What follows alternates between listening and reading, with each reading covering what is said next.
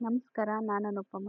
ಇವತ್ತು ನಾನು ನಮ್ಮ ರಾಯಚೂರು ಸ್ಪೆಷಲು ಮಂಡಾಳು ಒಗ್ಗರಣೆ, ಸುಸ್ಲಾನು ಅಂತಾರೆ, ಕಡಲೆ ಪುರಿ ಒಗ್ಗರಣೆನೂ ಅಂತಾರೆ, ಮಂಡಕ್ಕಿ ಒಗ್ಗರಣೆ ಅಂತಾರೆ.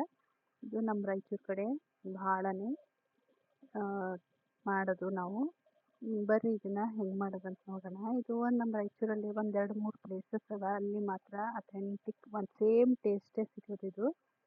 ಅದಕ್ಕೆ ನಾನು ಇದನ್ನು ಒಂದು ವಿಡಿಯೋ ನೋಡಿದ್ದೆ, ನಾನು ಯಾಕೆ ಮಾಡಬಾರ್ದು ನಮ್ಮ ಊರಿನ ಸ್ಪೆಷಲ್ ಅಂತ ನಾನಿವತ್ತು ಟ್ರೈ ಮಾಡಿ ತೋರಿಸ್ತೀನಿ. ಇದು ನಾನು ಉಪ್ಪಿರೋದು ಮಂಡಾಳು ತೊಗೊಂಡಿನಿ, ಅಂದರೆ ಕಡಲೆ ಪುರಿನ. ಇದು ಒಂದು 3 ಬೌಲಷ್ಟು ತೊಗೊಂಡಿನಿ. ಫಸ್ಟ್ ಇದನ್ನು ನೀರು ಹಾಕಿ ನೆನಿಲಿಕ್ಕೆ ಬಿಡ್ತೀನಿ. ಇದನ್ನು ಕ್ಲೀನ್ ಮಾಡಿಕೊಂಡೇ ತೊಗೊಂಡಿದ್ದೆ ಇದನ್ನು ನಾನು. ಈಗ ನೆನೆಯೋವರೆಗೆ ಫಸ್ಟು ಒಗ್ಗರಣೆ ಮಾಡೋಣ. ಒಂದು ಸ್ವಲ್ಪ ಎಣ್ಣೆ ಹಾಕ್ಕೊಂಡಿನಿ. ಇದು ಎಣ್ಣೆ ಕಾದ್ಮೇಲೆ ಮಾಮೂಲಿ ಜೀರಿಗೆ, ಆಮೇಲೆ ಸಾಸಿವೆ, ಬೇಕಂದರೆ ಬೆಳ್ಳುಳ್ಳಿ ಪೇಸ್ಟು ಹಾಕ್ಕೋಬೋದು. ಆಮೇಲೆ ಸ್ವಲ್ಪ ಕರಿಬೇವು, ಹಸಿಮೆಣಸಿಕಾಯಿ, ಸಣ್ಣ ಹೆಚ್ಕೊಂಡಿರೋದು ಉಳ್ಳಾಗಡ್ಡಿ, ಈರುಳ್ಳಿ ಇದನ್ನು ಹಾಕ್ಕೊಂಡು ಫಸ್ಟು ಉಳ್ಳಾಗಡ್ಡಿ ಬೇಯೋವರೆಗೂ ಮಿಕ್ಸ್ ಮಾಡಬೇಕು. ಆಮೇಲೆ ಒಂದು ಸ್ವಲ್ಪ ಅರಿಶಿನ ಪುಡಿ ಹಾಕ್ಕೊತೀನಿ. ನೀವು ಖಾರ ಜಾಸ್ತಿ ತಿಂತೀರಾ, ಹಸಿಮೆಣಸಿಕಾಯಿ ಜಾಸ್ತಿ ಹಾಕ್ಕೋಬೋದು. ನಾನು 2 ಹಾಕ್ಕೊಂಡಿನಿ ಮೀಡಿಯಮ್ ಖಾರದ್ದು.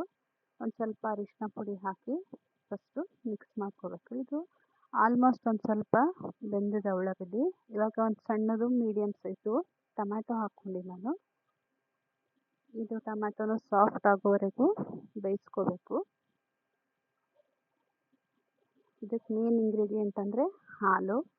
ಇದು ನೀವು ಹಾಲು ಹಾಕಿ ಮಾಡೋದಕ್ಕೆ ಭಾಳ ಮೆತ್ತಗೆ ಇರ್ತದೆ. ಆಮೇಲೆ ನೀವು ಇವಾಗ ಇದನ್ನು ಮಾಡಿಟ್ಟು 1 ಅವರ್ ಆದಮೇಲೆ ತಿಂದ್ರೂ ಅದೇ ಥರ ಮೆತ್ತಗಿರ್ತದೆ. ಈಗ ಇದು ಆದಮೇಲೆ ನಾನೊಂದು ಸ್ವಲ್ಪ ಅದು ನೆಂದಿರೋ ಮಂಡಾಳೆಲ್ಲ ಹಾಕಿ ಮಿಕ್ಸ್ ಮಾಡಿಕೊಂಡು ಒಂದು 2 ನಿಮಿಷ ಬೇಯಲಿಕ್ಕೆ ಬಿಟ್ಟೆ. ಇವಾಗ ಲಾಸ್ಟಿಗೆ ಬೆಂದಮೇಲೆ 1-2 ಟೇಬಲ್ ಸ್ಪೂನಷ್ಟು ಪುಟಾಣಿ ಪುಡಿ, ಅಂದರೆ ಹುರಿಗಡಲೆ ಪುಡಿನ ಹಾಕ್ಕೊಂಡು ಮಿಕ್ಸ್ ಮಾಡ್ಕೊತೀನಿ. ನೋಡಿರಿ ಇದು ಎಷ್ಟು ಮೆತ್ತಗೆ ಬಂದಿದೆ. ಏನಿಲ್ಲ, ಮೇನ್ ಇಂಗ್ರೀಡಿಯೆಂಟ್ ಅಂದರೆ ಹಾಲಿರುತ್ತೆ. ಲಾಸ್ಟಿಗೆ ಕೊತ್ತಂಬರಿ ಹಾಕ್ಕೊಂಡು ಮಿಕ್ಸ್ ಮಾಡಿಕೊಂಡು ಇದನ್ನು ಸರ್ವ್ ಮಾಡಿದರೆ ಆಯಿತು. ಇಷ್ಟು ಸುಲಭನೇ ಇದೆ. ಎಲ್ಲರೂ ಇದನ್ನು ಟ್ರೈ ಮಾಡಿರಿ. ನಮ್ಮ ರಾಯಚೂರು ಸ್ಪೆಷಲ್ ಮಂಡಾಳು ಒಗ್ಗರಣೆನ ಮತ್ತೊಂದು ವಿಡಿಯೋ ಜೊತೆಗೆ ಮತ್ತೆ ಬರ್ತೀನಿ. ನನ್ನ ವಿಡಿಯೋನ ಲೈಕ್ ಮಾಡಿರಿ, ಶೇರ್ ಮಾಡಿರಿ. ನಮಸ್ಕಾರ.